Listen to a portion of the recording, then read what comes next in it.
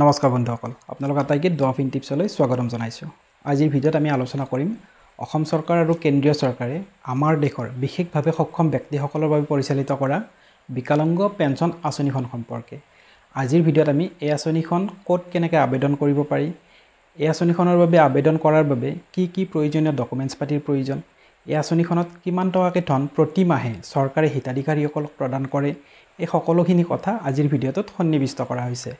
লগতে এটা কথা মই আপোনালোক উল্লেখ কৰি দিওঁ, এই ভিডিঅ'টোত প্ৰদান কৰা সকলোবোৰ তথ্যৰ চৰকাৰী উৎস মই ভিডিঅ'টোত উল্লেখ কৰিছোঁ।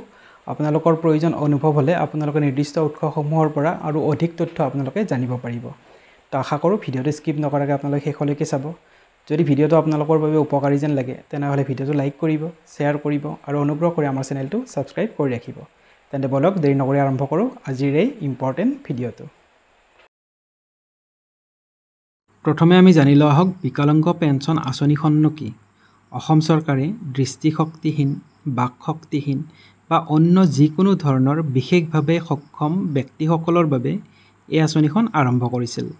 এই আঁচনিৰ জৰিয়তে যোগ্য ব্যক্তিসকলক প্ৰতি মাহে নগদ ধন পেঞ্চনৰ ৰূপত প্ৰদান কৰি চৰকাৰে তেওঁলোকৰ জীৱন ধাৰণত সহায় আগবঢ়াই আহিছে।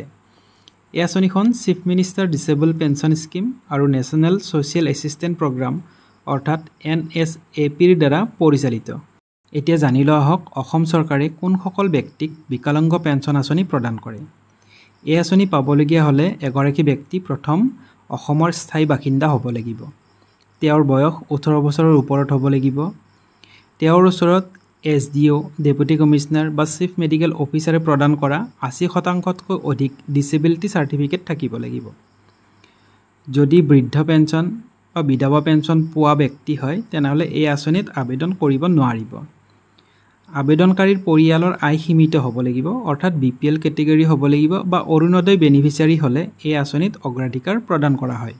এতিয়া জানি লোৱা হওক অসমত বিকলাংগ পেঞ্চন আঁচনিৰ অধীনত পেঞ্চন পাবলগীয়া হ'লে এগৰাকী আবেদনকাৰীক কি কি কাগজ পত্ৰৰ প্ৰয়োজন হয়। প্ৰথম, আবেদনকাৰীৰ আধাৰ কাৰ্ড বা ভোটাৰ ID।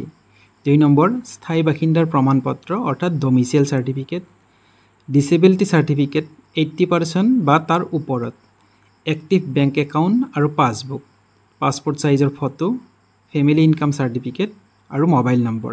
এইখিনি ডকুমেণ্টছ হ'লে এগৰাকী ব্যক্তিয়ে এই আঁচনিৰ অধীনত পেঞ্চন লাভ কৰিবৰ বাবে আবেদন কৰিব পাৰিব।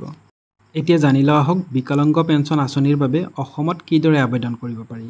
এই আঁচনিৰ সুবিধা লাভ কৰিবলৈ অসমত আবেদন কৰাৰ দুটা পদ্ধতি আছে। এটা হৈছে অনলাইন আৰু আনটো হৈছে অফলাইন। প্ৰথমে আমি বুজি লোৱা হওক অফলাইন আবেদন কেনেকৈ কৰিব পাৰি। অফলাইন আবেদন কৰিবলৈ আবেদনকাৰীয়ে নিজৰ গাঁও পঞ্চায়ত, ব্লক ডেভেলপমেণ্ট অফিচ বা ছ'চিয়েল ৱেলফেয়াৰ অফিচৰ সৈতে যোগাযোগ কৰিব লাগিব। এপ্লিকেশ্যন ফৰ্মখন লৈ ফৰ্মখন পূৰ কৰি প্ৰয়োজনীয় সকলো নথিপত্ৰ ফৰ্মৰ লগত জমা দিব লাগিব। ফৰ্মখন যেতিয়া পৰীক্ষা কৰিব, পৰীক্ষা কৰি যেতিয়া উপযুক্ত বুলি গম পালে বেনিফিচিয়াৰী লিষ্টত সেই ব্যক্তিৰ নাম অন্তৰ্ভুক্ত কৰা হ'ব। আৰু দ্বিতীয়টো হৈছে অনলাইন আবেদন। অনলাইন আবেদন অসমত কৰিবলৈ অসম চৰকাৰৰ ছ'চিয়েল ৱেলফেয়াৰ ডিপাৰ্টমেণ্টৰ অফিচিয়েল ৱেবছাইট খুলি ল'ব লাগিব। আৰু অফিচিয়েল ৱেবছাইটটো হৈছে socialwelfare.assam.gov.in। এইটো খোলাৰ পিছত হোম পেজত স্কিমছ বিভাগত গৈ ডিচেবিলিটি পেঞ্চন স্কিমত ক্লিক কৰিব লাগিব। অনলাইন আবেদন আপুনি পূৰ কৰিব লাগিব আৰু প্ৰয়োজনীয় ডকুমেণ্টছ আপুনি তাৰ লগত আপলোড কৰিব লাগিব। তাৰপিছত ট্ৰেকিং IDৰ মাধ্যমেৰে আপুনি আপোনাৰ পেঞ্চনৰ ষ্টেটাছ তাত চাব পাৰিব। এই দুইটা পদ্ধতিৰে অসমত বিকলাংগ পেঞ্চন আঁচনিৰ বাবে আবেদন কৰাৰ সুবিধা চৰকাৰে প্ৰদান কৰিছে। বৰ্তমান অসম চৰকাৰে বিকলাংগ পেঞ্চন আঁচনিৰ বাবদ এগৰাকী ব্যক্তিক প্ৰতি মাহে কিমান টকাকৈ প্ৰদান কৰে। এই আঁচনিৰ বাবে যোগ্য ব্যক্তিসকলক প্ৰতি মাহে চৰকাৰে 1000 টকাৰ পৰা 1200 টকা পৰ্যন্ত পেঞ্চন প্ৰদান কৰে। আৰু এই টকা ডিৰেক্ট বেংক ট্ৰান্সফাৰ অৰ্থাৎ DBTৰ মাধ্যমেৰে বেনিফিচিয়াৰীৰ একাউণ্টত পোনপটীয়াকৈ আহে।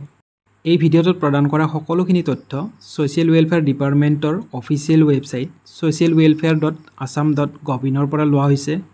নেশ্যনেল ছ'চিয়েল এছিষ্টেন্স প্ৰগ্ৰাম NSAPৰ অফিচিয়েল ৱেবছাইট nsap.nic.in পৰা লোৱা হৈছে আৰু অসম চৰকাৰৰ ব্লক অফিচ আৰু ছ'চিয়েল ৱেলফেয়াৰ অফিচৰ পৰা লোৱা হৈছে। এই আঁচনিত আবেদন কৰিবলৈ পোনপটীয়াকৈ গাঁও পঞ্চায়ত অফিচ বা ব্লক অফিচত আপোনালোকে যোগাযোগ কৰিব পাৰিব। তো বন্ধুসকল, আমাৰ চৰকাৰৰ দ্বাৰা পৰিচালিত বিকলাংগ পেঞ্চন আঁচনিখন বিশেষভাৱে সক্ষম ব্যক্তিসকলৰ বাবে এখন অতিকৈ প্ৰয়োজনীয় আঁচনি। আশা কৰোঁ আজিৰ এই ভিডিঅ'টোৰ জৰিয়তে আপোনালোকে এই আঁচনিখন সম্পৰ্কে সবিশেষ তথ্য লাভ কৰিবলৈ সক্ষম হৈছে। যদি ভিডিঅ'টো আপোনালোকৰ বাবে উপকাৰী যেন লাগিছে তেনেহ'লে ভিডিঅ'টো লাইক কৰিব আৰু শ্বেয়াৰ কৰি সেইসকল ব্যক্তিক চোৱাৰ সুবিধা কৰি দিব যিসকল ব্যক্তিক এই আঁচনিখনৰ প্ৰয়োজন, আৰু অনুগ্ৰহ কৰি আমাৰ চেনেলটো ছাবস্ক্ৰাইব কৰিবলৈ নাপাহৰিব। তেনেহ'লে লগ পাম পৰৱৰ্তী ভিডিঅ'ত। তেতিয়ালৈকে আপোনালোক আটাইকে জনাইছোঁ বিদায়।